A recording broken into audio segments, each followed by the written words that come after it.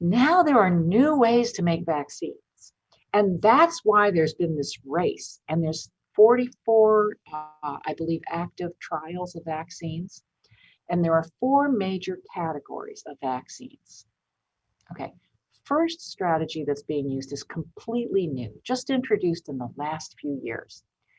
You know that viruses have genetic material like we do, and they make DNA and RNA.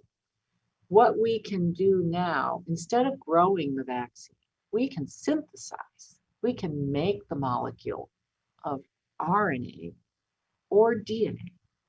Once we have that genetic material of COVID, we can take it, inject it, or pulse it into your skin with an electrical pulse. Your body gets the RNA or gets the DNA, gets into the cell, and the cell sees nuclear material and starts to make protein that is of the virus. The COVID DNA or RNA is in your cell. Your cell now makes it. You don't have the virus, but your cell is making pieces of the virus, and that looks foreign. And your immunity cells come and say, oh, that's not normal. Let me make memory cells and fight it with antibodies. That means that you're now just like, oh, I haven't had the virus. But if I get the virus, I have memory to it and I immediately jump and attack it because I've seen pieces of it with that DNA and RNA. Now, the vaccines that are of that type are the Pfizer BioNTech that you've heard about and the Moderna. And then there's a third one that's the DNA type. So that is why that vaccine group, genetic material, has been the first to reach phase 3 large trials. I can synthesize the material quickly. I can inject you. I don't have to grow up the virus in chicken eggs, inactivate it, get enough together to vaccinate 30,000 people. It's the first one that's hit the market. And by the way, outstanding results. Neutralizing antibodies formed with both the Moderna and the Pfizer BioNTech. Very promising. It's why the United States government has paid over $1 billion to Moderna, over $1 billion to Pfizer. You know why? They said, start making us stuff. They asked for 100 million units of both before the phase 3 trials were over, because we want to be sure we have it in hand in the new year when we know it works. Now, the second grade of vaccines that were introduced that are really different, you could use genetic material and just inject it. You often need a booster for that to inject the genetic material again. And Tony Fauci talks about this. In the second type, you take the genetic material, you put it inside another virus, not a COVID virus. You put it inside another virus that you know has been inactivated, but can express the genes from COVID. The virus that they are using is called adenovirus. Adenovirus causes pink eye, causes a lot of different human infections. There are many serologies of adenovirus. I worked personally with adenovirus in the late 80s. We were going to do gene therapy with it. Maybe you remember that. You take a virus, put the normal gene in, inject it into the patient. You correct their genetic defect. Well, this strategy is you take a piece of the material of COVID, you put it in the adenovirus. Adenovirus infects the arm where you inject it. It's disabled, but it makes that protein. It makes the protein of COVID. Again, the body sees it, always the same pathway. Memory cells are induced. And then you don't get sick with COVID. But when you see COVID, you're resistant. And your body's memory cells come up and say, I've seen that protein before, and I'm going to attack it. Now, the virus, adenovirus, that is being used, you've heard about these, Johnson & Johnson and the AstraZeneca trial with Oxford, correct? Those both are using adenovirus. Adenovirus with the Oxford AstraZeneca group was doing a large phase 3 trial. Johnson & Johnson, I believe, was using a human adenovirus of a different serology. for large clinical trials. Now, one of the things about adenovirus is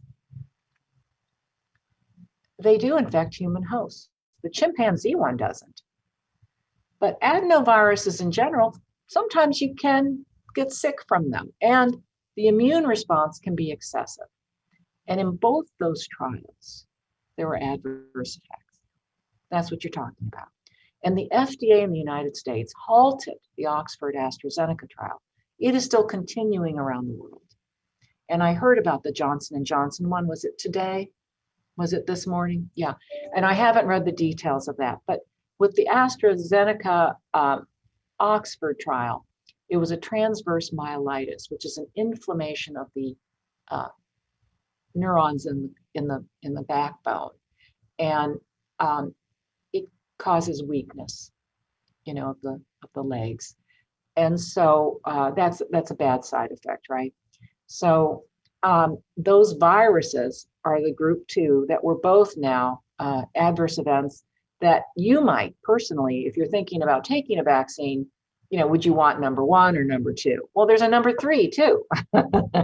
Number 3 is a different kind of vaccine, also pretty novel, that came out of all the technology, all the hard work of all the scientists over the last 10 years. All these technologies, by the way, are over the last 10 to 20 years, didn't exist before the 80s and 90s. So option 3 for a vaccine is, okay, we tried putting in DNA, RNA, that's genetic material. We tried putting parts of the material in another virus to deliver it. And part 3 is, why don't we just give you the protein? Why do we have to wait for your cell to make it? Why do we have to infect you? Why don't we just take a little piece of the COVID protein and inject it? Problem is, your body's pretty good at breaking down proteins. It doesn't present it as foreign material. So what they've done is they've come up with unique nanoparticles for delivering the protein. And sometimes it's not even a protein. It's a bunch of small peptides, just a few amino acids linked together. And when you do that, if it's in a nanoparticle that allows it to get into a cell, suddenly you were seeing it as something's in me, something's not right, this isn't me, I need to go there and check it out, and then develop immunity, memory. Again, when I see COVID and those peptides or proteins are part of COVID, I remember it, let me attack it. Okay, so that's option 3. Option 4 is the stand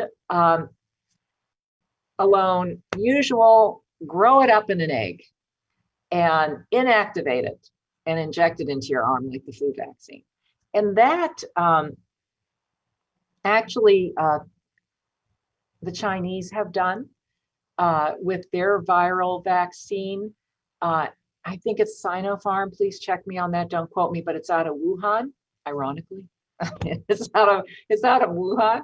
And I hear it's quite effective, but you would expect it to be. And remember, the Chinese had a big jump start on us because it started there, right? So they immediately started on this classical way of bad virus, let's grow it up. And they isolated the virus first too. So once you isolate the virus, you can then grow it. And then they started this inactivation and the vaccination trials. And I think they're in the Middle East with trials from the Chinese vaccine. Again, I think it's Sinopharm. I heard it's very effective, but again, you would expect it to be. So all of these are in early to late phase trials. There are new ones popping up all the time. There are always risks, even with a traditional vaccine. You've heard of swine flu, right? So you have Guillain-Barré. You have all kinds of side effects that occur when you trigger the human being's host response.